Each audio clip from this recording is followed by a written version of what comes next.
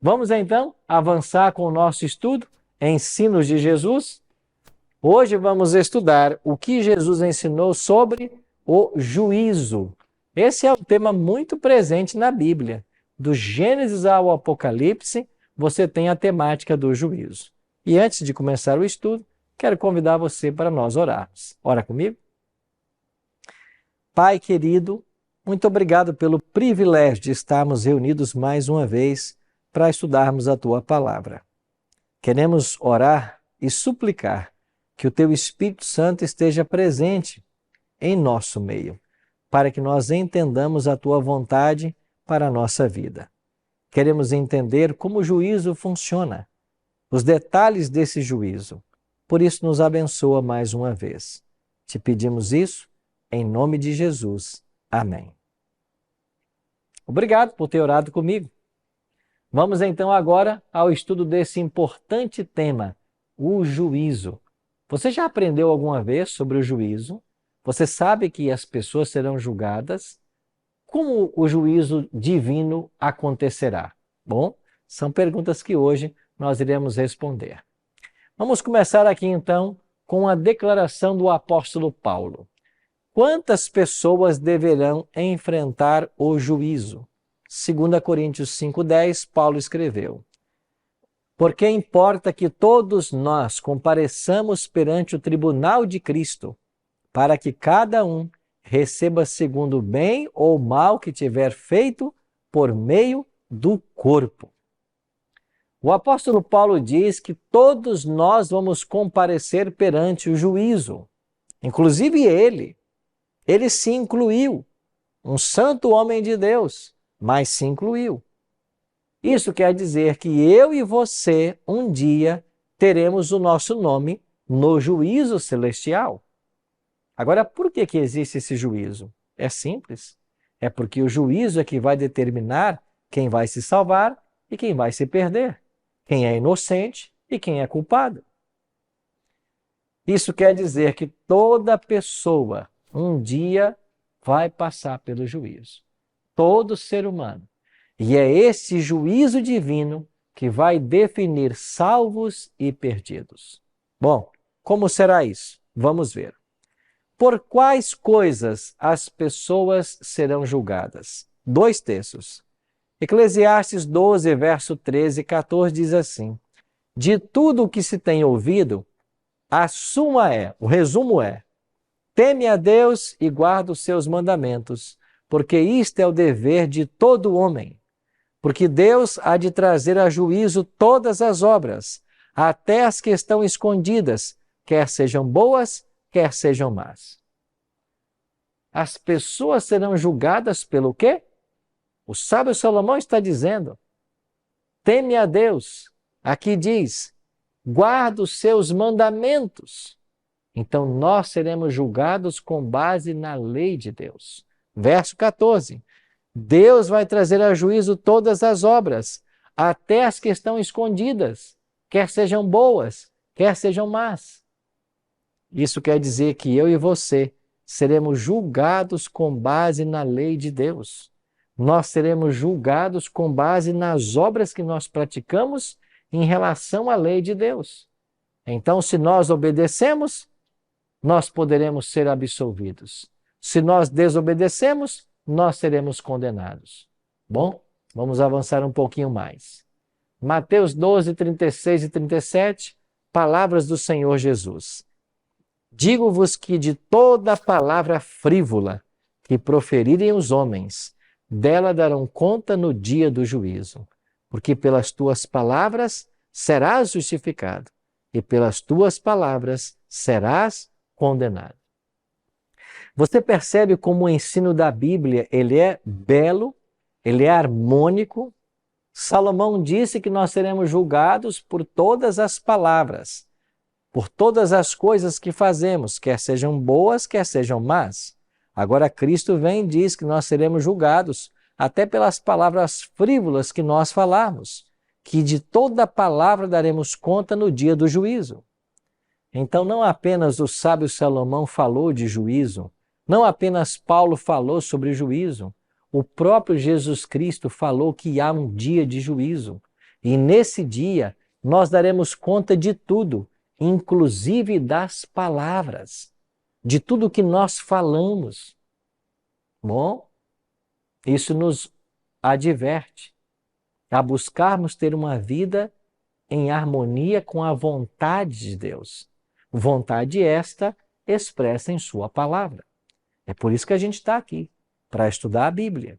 Porque nós, ao estudarmos Bíblia, ao aprendermos sobre a Bíblia, a gente descobre os ensinos da Bíblia. Por isso esse curso, os ensinos de Jesus. O que é que Jesus ensinou? A gente começa com uma fala do Cristo e a gente expande essa fala para os outros livros da Bíblia. E nós estamos aprendendo sobre o juízo. Vai acontecer um juízo. Todos nós seremos julgados com base nos mandamentos de Deus. Ah, você não sabia disso? Nunca te ensinaram? Que bom que você está aqui nesse programa, porque aqui você vai aprender. Porque aqui nós temos um compromisso com a Bíblia. Aqui nós estudamos todos os dias as verdades que a palavra de Deus nos revela. Por quê? Porque a minha vida tem que ser pautada por essa verdade. O que mais a palavra ensina sobre o juízo? Nós somos salvos pela graça, mas esses textos nos mostram que nós seremos julgados pelas obras. E não há nenhum problema com isso. Por quê? Porque aquele que é salvo pela graça produz em sua vida as boas obras. Ninguém consegue produzir boa obra, autêntica, aceita por Deus, a menos que não seja um fruto da graça de Deus, da atuação do Espírito Santo. Então as obras não salvam, elas só evidenciam quem está salvo. As obras também não condenam, as más obras, elas só evidenciam quem está perdido. A obra evidencia. Avancemos. Qual será a norma usada por Deus no juízo? Bom, em Eclesiastes 12, 13, eu já havia lido esse texto, né? De tudo que se tem ouvido, a suma é: teme a Deus e guarda os seus mandamentos, porque isto é o dever de todo homem. A palavra de Deus está dizendo que o dever do homem é guardar os mandamentos. Pastor Arilton, quantos são os mandamentos? Você sabe, são 10. Onde eles estão? Êxodo 20, versos 3 a 17. Você também vai encontrá-los em Deuteronômio capítulo 5. Lá eles estão mais resumidos. Então, em Êxodo capítulo 20 e Deuteronômio capítulo 5, aí estão os 10 mandamentos. Depois que o sábio Salomão falou de tudo no seu livro, ele disse: o resumo da ópera é: teme a Deus e guarda os seus mandamentos, porque isso é dever do homem. Então é nosso dever guardar os mandamentos. Vamos reprisá-los brevemente? É nosso dever: não terás outros deuses diante de mim, não farás para ti imagem de escultura, não tomarás o nome do Senhor teu Deus em vão, lembra-te do dia de sábado para o santificar, honra teu pai e tua mãe, não matarás, não adulterarás, não furtarás, não dirás falso testemunho, não cobiçarás. Esse é o dever de todo homem. Agora, preste atenção. Imagine um Brasil onde todos nós fôssemos motivados, incentivados a viver os princípios da lei de Deus. Imaginou? Eu também imagino, mas eu sei que isso é uma fantasia. Fantasia porque nunca nós teremos toda a humanidade obedecendo os preceitos da lei de Deus. Mas esse é o caminho da felicidade. É por isso que, ainda que seja uma utopia, a gente não pode desistir. A gente tem que continuar ensinando e motivando as pessoas a fazer o que é certo pelo que é certo. Imagine você se não houvesse no nosso país roubo, propina.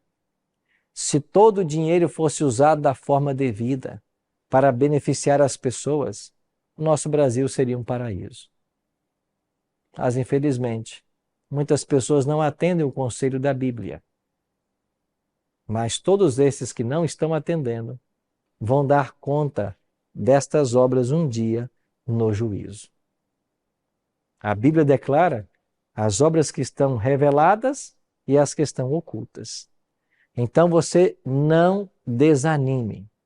Se você percebe que existem pessoas que não levam a sério os ensinos da Bíblia, que não levam a sério a honestidade, que não levam a sério o respeito, não se preocupe. Um dia todas essas pessoas darão conta a Deus. A justiça humana até pode falhar, a divina nunca falha. E todo ser humano vai dar conta de tudo que fez, de tudo que pensou e de tudo que falou. Interessante isso, né? É isso mesmo. O que mais a palavra de Deus nos ensina? Tiago 1,25. Mas aquele que considera atentamente na lei perfeita, lei da liberdade, e nela persevera, não sendo ouvinte negligente, mas operoso praticante, esse será bem-aventurado no que realizar. Tiago está dizendo que nós seremos felizes, bem-aventurados, no obedecer à palavra, à lei. E ele diz aqui, a lei da liberdade. Ele diz que a lei é perfeita. Amigo, o que é uma coisa perfeita? É uma coisa que não pode ser melhorada. Isso é perfeito. Se não pode ser melhorado, é porque é perfeito. A lei é perfeita. O salmista orou assim, a lei de Deus é perfeita, o mandamento é santo, justo e bom. Não pode ser melhorado. Não dá para melhorar. É por isso que a lei de Deus deveria ser exaltada em todos os ramos da sociedade, nas nossas instituições, nas escolas, nas universidades, nos clubes. A lei de Deus deveria ser exaltada, porque esse é o caminho da felicidade. A Bíblia está dizendo que as pessoas que obedecem à lei, elas são bem-aventuradas, elas são felizes, porque detrás de cada não da lei há uma cerca de proteção para você, para a sua família. Vou dar um exemplo. Quando a lei diz assim, não furtarás, a lei de Deus está colocando uma cerca de proteção em torno de tudo que você possui, dos seus bens. Quando a lei de Deus diz não matarás, a lei está proibindo os 8 bilhões de habitantes da Terra atirarem a minha vida. Quando a lei diz não adulterarás, ela está protegendo o seu casamento. São cercas de proteção. E como a humanidade seria diferente se esses princípios que o próprio Deus estabeleceu fossem seguidos, fossem obedecidos? Como seria diferente? É por isso que a lei de Deus é a norma do juízo. Tiago chama essa lei de lei da liberdade. E ele continua, pois qualquer que guarda toda a lei, mas tropeça num só ponto, se torna culpado de todos. Preste atenção, hein? O que Tiago está ensinando. Verso 11. Porquanto aquele que disse não adulterarás, também ordenou, não matarás. Ora, se não adulteras, porém matas, vens a ser transgressor da lei. Então, na matemática humana, 10 menos 1 é 9. Na divina, 10 menos 1 é 0, no que tange a lei. Qualquer que guarda toda a lei, Tiago 2,10, tropeça num só ponto, é culpado de todos. Então eu tenho que olhar para a integralidade da lei, para os 10 mandamentos. Todos eles devem ser respeitados, todos eles devem ser seguidos. O Brasil é um país cristão, a gente fala tanto de Bíblia, fala tanto de Deus, de tanto de religião, mas quantas pessoas ignorantes nós temos com relação a esse tema, que nós todos seremos julgados, como Paulo disse, todos nós vamos comparecer perante o tribunal de Cristo. E quando chegarmos lá, a norma do juízo será a lei.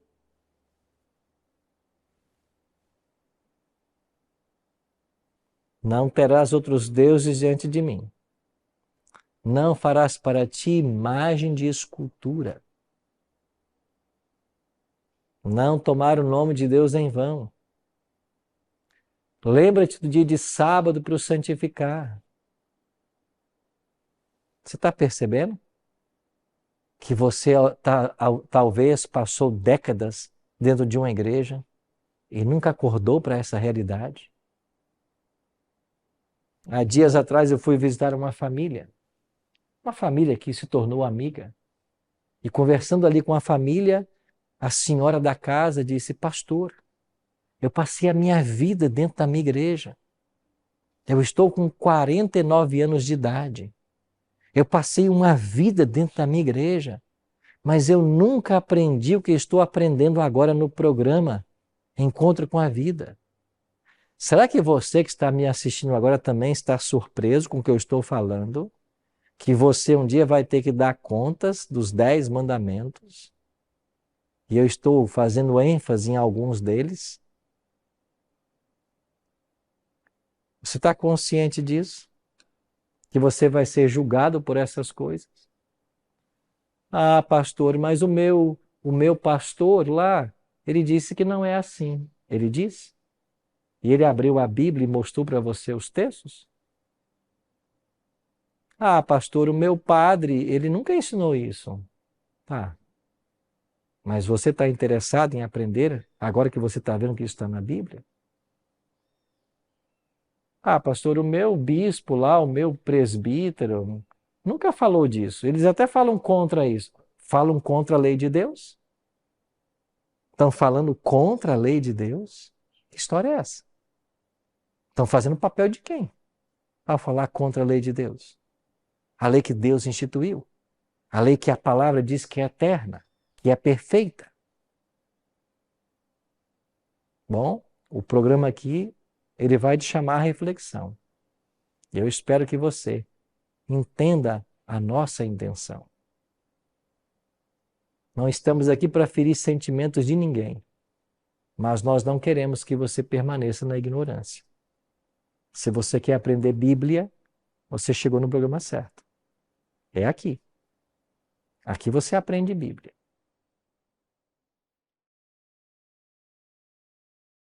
A lei de Deus será a norma do juízo. É claro, porque é a norma do juízo, ela é constantemente atacada.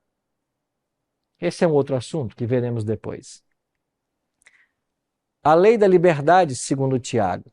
A lei de Deus é a lei da liberdade, porque ela nos liberta do pecado. Agora, o juízo divino, que todos nós vamos encarar, que será com base, usará como norma a lei de Deus, e todas as obras serão avaliadas, ele tem 3 fases. Eu vou ler na Bíblia quais são as 3 fases desse juízo. Primeira fase é chamada de pré-advento ou investigativo. Por quê? Porque é um juízo que acontece antes que Jesus volte. Em Daniel 7, 9 e 10, nós temos uma noção desse juízo. O profeta escreveu assim: continuei olhando até que foram postos uns tronos, e o ancião de dia se assentou. Sua veste era branca como a neve, e os cabelos da cabeça como a pura lã. O seu trono eram chamas de fogo, as suas rodas eram fogo ardente. Um rio de fogo manava e saía diante dele. Milhares de milhares o serviam, e miríades de miríades estavam diante dele. Assentou-se o tribunal e se abriram os livros. Daniel 7, 9 e 10 está falando do momento em que Cristo vai até o Pai, assenta-se o tribunal e abrem-se os livros. Esses livros são os livros de registro. A Bíblia fala que toda palavra, Cristo falou, né? Toda palavra que nós proferimos, nós vamos dar conta dela no dia do juízo. É porque esta palavra que foi dita, ela ficou registrada. Aqui, Daniel está dizendo que os livros foram abertos no juízo. Os livros guardam as nossas obras. Os livros registram as ações de cada ser humano.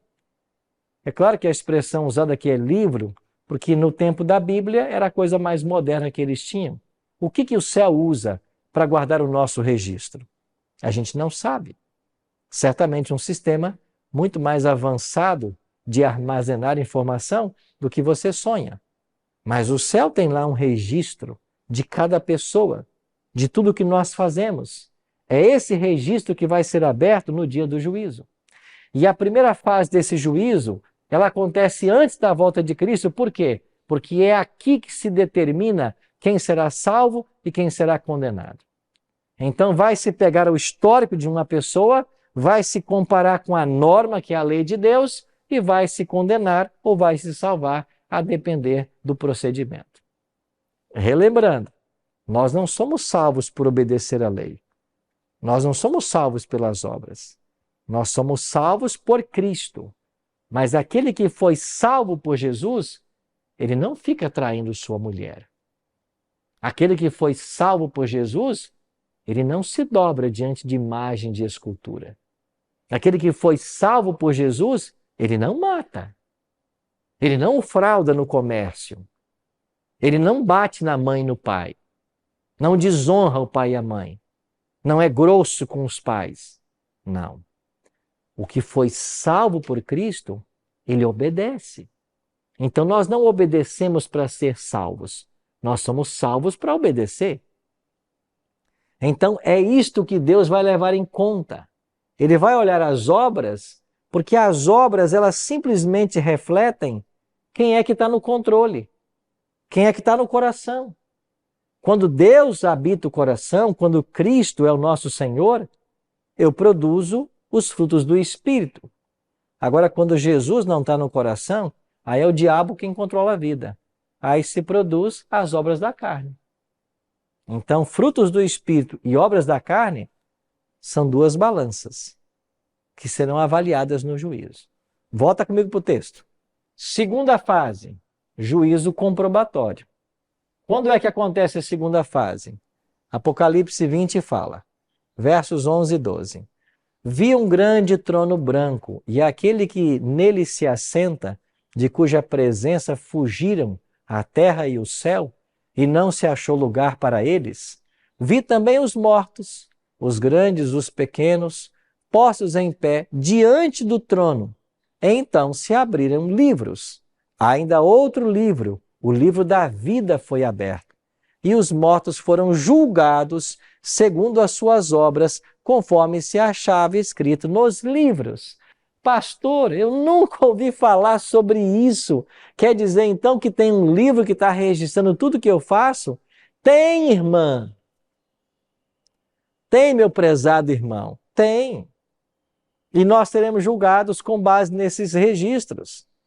A norma será a lei de Deus. Você tem que saber a lei de Deus de cor, para saber o que é certo e o que é errado. Então, esse juízo aqui ele é chamado de comprobatório, porque ele é o juízo dos ímpios. Antes da volta de Cristo, aconteceu a primeira fase do juízo.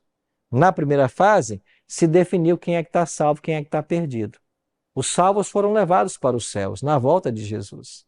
Agora, durante o milênio, durante 1000 anos, depois da volta de Jesus, vai ter lugar esse juízo, que é chamado de comprobatório. É o juízo das pessoas que estão mortas. Agora os mortos serão julgados, os ímpios. E por que é juízo comprobatório? É apenas para nós sabermos por que essas pessoas se perderam. Suponhamos que você, eu estou falando agora para um casal de pessoas cristãs, pode ser católico, evangélico, você é cristão, você teme a Deus, você ama Jesus Cristo, você quer aprender da palavra para ir para o céu.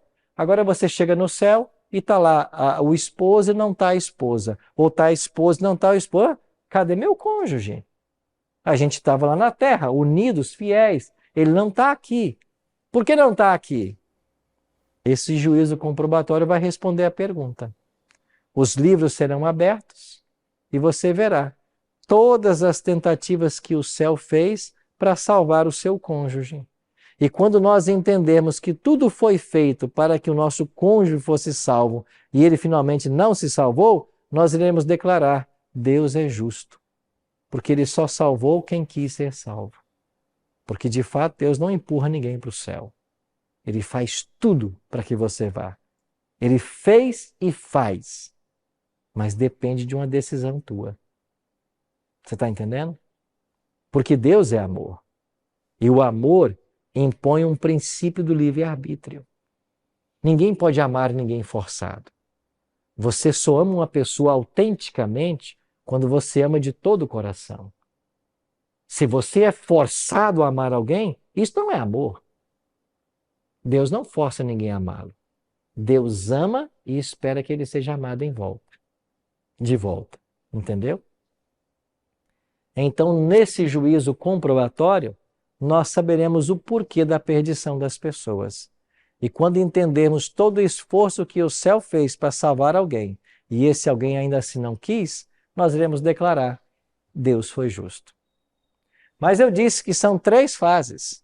Então a primeira fase acontece antes da volta de Jesus, a segunda fase acontece durante 1000 anos depois da fase da volta de Jesus, e tem agora a terceira fase. Que terceira fase é essa, pastor? Vamos para a Bíblia. Agora vamos então para o juízo executivo. A terceira fase da realidade é a aplicação da sentença sobre o ímpio. Em Apocalipse 20, verso 7 diz assim: quando, porém, se completarem os 1000 anos, Satanás será solto da sua prisão e sairá a seduzir as nações que há nos 4 cantos da terra, Gog e Magog, a fim de reuni-las para a peleja. O número desses é como a areia do mar. Marcharam então pela superfície da terra, sitiaram o acampamento dos santos e a cidade querida. Desceu, porém, fogo do céu e os consumiu. O que é isso aqui? Juízo executivo. É a sentença aplicada sobre os ímpios. Todos os que se perderam, vai descer fogo do céu e vai os queimar para sempre. Esse fogo não arde para sempre. O fogo queima a matéria. Quando a matéria for extinta, o fogo se extingue. Isso é fogo eterno. Não na duração, nas consequências. Isso quer dizer que eu e você só temos 2 destinos. Ou nós seremos absolvidos na primeira fase do juízo e seremos levados para os céus com Jesus quando ele voltar, ou nós seremos condenados no juízo e destruídos 1000 anos depois da volta de Cristo. A pergunta é: de que lado você quer estar? A pergunta é: quão sério você vai levar esse assunto? Não acredita no pastor Arilton. Não acredita no que eu estou falando. Pegue os textos que eu estou lendo. Examine por você mesmo. Busque mais informações. Não delegue sua salvação a outra pessoa. Não terceirize a sua vida espiritual. Se interesse pelo assunto você mesmo. Busque na sua Bíblia para ver se os textos que eu estou lendo são coerentes. Se esta é a verdade que Deus tem para você. E se for, esteja disposto a tomar decisões. O desejo sincero do meu coração é que você que está ouvindo essa mensagem tome uma decisão séria de aprender mais e mais desses temas da Bíblia. Se você não pediu o guia de estudo ainda, peça agora, você que mora em Santa Catarina. Se você mora em outro estado, acesse o nosso site na internet, Bíblia Mais, comece a fazer o estudo. Não terceirize a sua salvação. Não procrastine suas decisões. Leva a sério esse assunto. Sabe por quê? Porque é questão de vida ou morte. Todos nós temos um céu a alcançar e um inferno a evitar. E quando eu falo em inferno, eu falo em destruição final pelo fogo. O ser humano só tem 2 destinos. A vida que você está vivendo agora é o tempo que Deus concedeu a você para andar no caminho certo. Meu querido amigo, minha amiga, não terceirize sua salvação. Busque você mesmo descobrir a verdade. E o Espírito Santo vai estar com você para te orientar. Deixa eu orar com você agora. Pai querido, muito obrigado pelo estudo que nós tivemos agora. Que o teu bom e santo Espírito esteja sempre ao nosso lado e que ele nos ajude no aprendizado e na tomada de decisões sérias ao teu lado. É a nossa oração. Em nome de Jesus. Amém.